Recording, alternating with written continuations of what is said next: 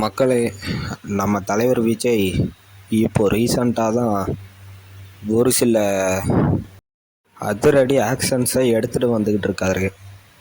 அதுலேயும் அவர் ஆட்சிக்கு வந்தோடனே மெயினாக இந்த போதைப் பொருட்களை தடை பண்ணார்.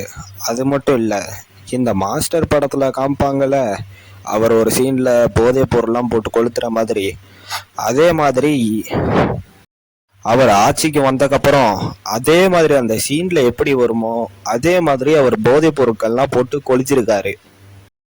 இனிமே நம்ம தமிழ்நாட்டில் போதைப் பொருள் பிரச்சனையே இருக்காது. இப்போ அது பிரச்சனை இல்லை, இப்போ அந்த பிரச்சனையும் ஓவர். அடுத்ததா கவர்மெண்ட்டுக்கு உழைச்சி கொடுக்கறதே இந்த டாஸ்மார்க் தான். எந்த ஒரு அரசியல்வாதியும் பண்ணாத ஒரு காரியத்தை அவர் இன்னைக்கு பண்ணியிருக்காரு. அதாவது நம்ம மக்களுக்கு வர காசெல்லாம் அரசியல்வாதிங்க எடுத்தாலும் இந்த டாஸ்மார்க்கில் வர காசை தான் வச்சு நம்ம மக்களுக்கு செய்வாங்க. இவர் அதே டாஸ்மார்க்கே மூடிட்டாரு. ஏன்னா சிலரோட வீட்டிலலாம் இந்த போதைப் பொருள்னால தான் சண்டே வரும். இந்த சண்டை பெரிய நிலைமைக்கெல்லாம் போயிருக்குது, நிறைய நியூஸ்லேயும் வந்திருக்குது.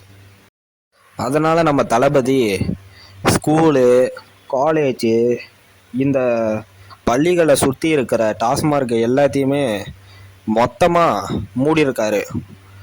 மொத்தம் 717 டாஸ்மார்க் இருக்குது. அவ்வளோ டாஸ்மார்க்கையும் இவர் ஒரே நிமிஷத்தில் மூடிட்டாரு.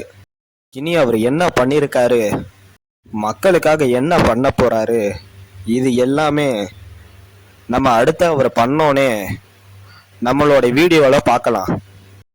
அவர் அடுத்து என்ன பண்ண போறாரு, இது எல்லாமே அவர் நடித்த படங்கள்லயே ஒரு ஹிண்ட்டை கொடுத்துருக்காரு.